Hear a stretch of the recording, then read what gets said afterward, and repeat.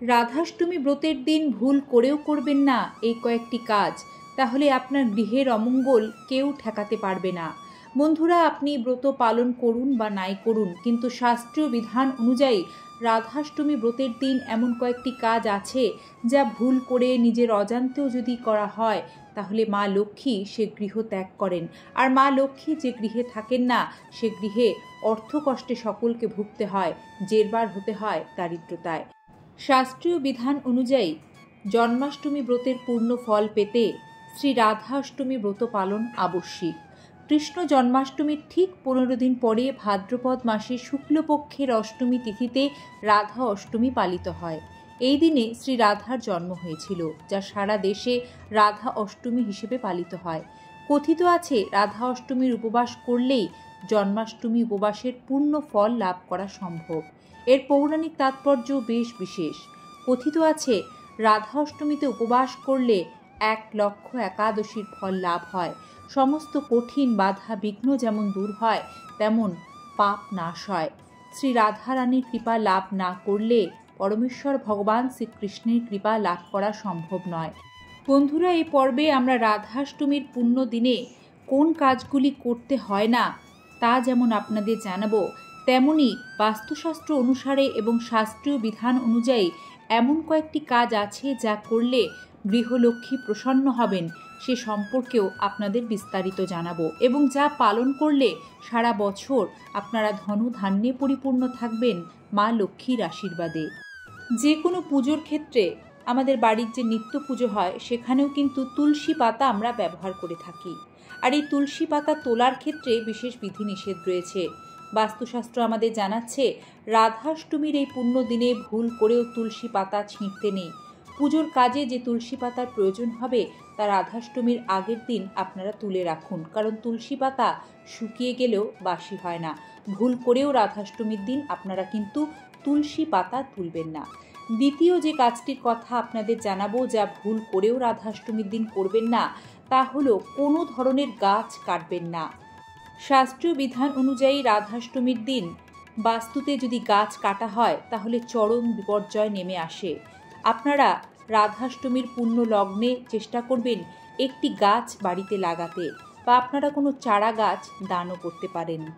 রাধাষ্টমীর দিন জ্ঞানে বা অজ্ঞানে ব্রত পালন করুন বা নাই করুন, ভুল করেও কোনো গরুকে আঘাত করা যাবে না।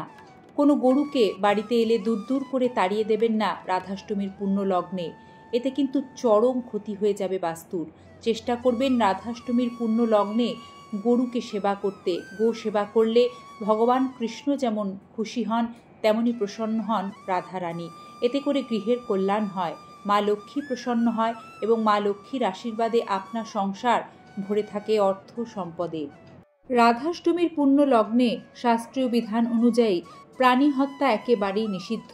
আর সে কারণেই ভুল করেও এই দিনটিতে আপনারা গৃহের কল্যাণে শরীর স্বাস্থ্য সুস্থ রাখতে আমিষ তামসিক আহার গ্রহণ করবেন না। মনে করা হয় রাধাষ্টমীর পুণ্য লগ্নে এই ভুল কাজটি করে ফেললে শরীর স্বাস্থ্যে নানা রকম সমস্যা দেখা দেয়। রাধাষ্টমীর দিন ভুল করেও কোনো মহিলার সাথে বাজে ব্যবহার করবেন না। শাস্ত্রীয় বিধান অনুযায়ী বাড়িতে যদি আপনার কোনো শিশু কন্যা থেকে থাকে তার সাথেও এই রাধাষ্টমীর দিন বকাঝকা, কটু কথা এই জাতীয় ব্যবহার করতে নেই। কারোর সাথেই রাধাষ্টমীর দিন অযথা তর্ক বিবাদে জড়াতে যাবেন না। রাধাষ্টমীর দিন আপনার বাড়িতে যদি কেউ আসে তাকে অভুক্ত ফেরাবেন না। সাধ্যমতো দান ধ্যান করার চেষ্টা করবেন, এতেও কিন্তু গৃহলক্ষ্মী প্রসন্ন হন। রাধাষ্টমীর দিন দেরি করে ঘুম থেকে উঠবেন না। ঘরদোর পরিষ্কার পরিচ্ছন্ন করে নেবেন আগে থেকেই। আপনার বাড়িতে যে নিত্য পুজো করা হয় চেষ্টা করবেন এই রাধাষ্টমী ব্রতের দিন একটিবার রাধাকৃষ্ণ নাম জপ করে রাধারানীর চরণে একটি কাঠ গোলাপ নিবেদন করতে। রাধারানীকে গোলাপ ফুল নিবেদন করলে দাম্পত্য কলহ দূর হয়। বন্ধুরা, রাধাষ্টমীর পুণ্য লগ্নে আরও একটি বিষয় অবশ্যই খেয়াল রাখবেন। শাস্ত্রমতে এই দিন কোনো বৈষ্ণব অপরাধ করতে নেই। পারলে এই দিন বৈষ্ণব সেবা দিলে অত্যন্ত প্রসন্ন হবেন ভগবান শ্রীকৃষ্ণ ও রাধারানী। এর ফলে আপনার গৃহের মঙ্গল হবে। সংসারের মঙ্গলে এবং আর্থিক উন্নতি করতে এই রাধাষ্টমীর দিন থেকে পারলে এই কাজগুলি পালন করতে চেষ্টা করুন।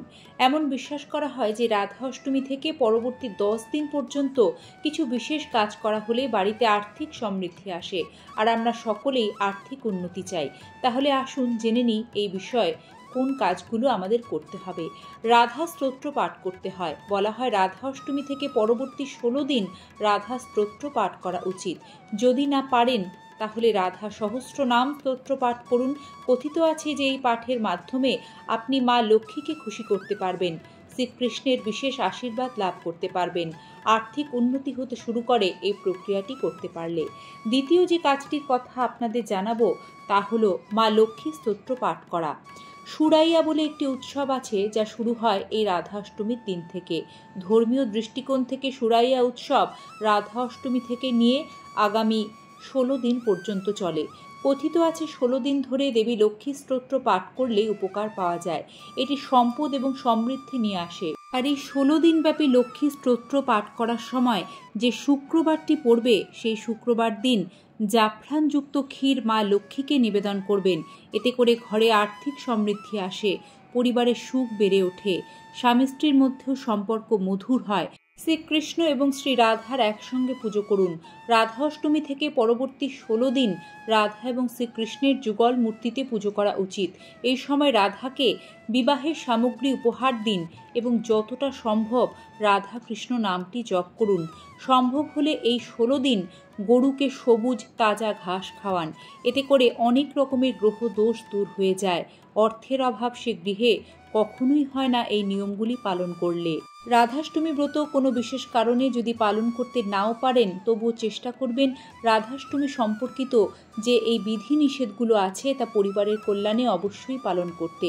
রাধাষ্টমীর শুভেচ্ছা জানিয়ে আজকের পর্ব এখানেই শেষ করছি। হরে কৃষ্ণা, রাধে রাধে। সাথে থাকবেন, ভালো থাকবেন।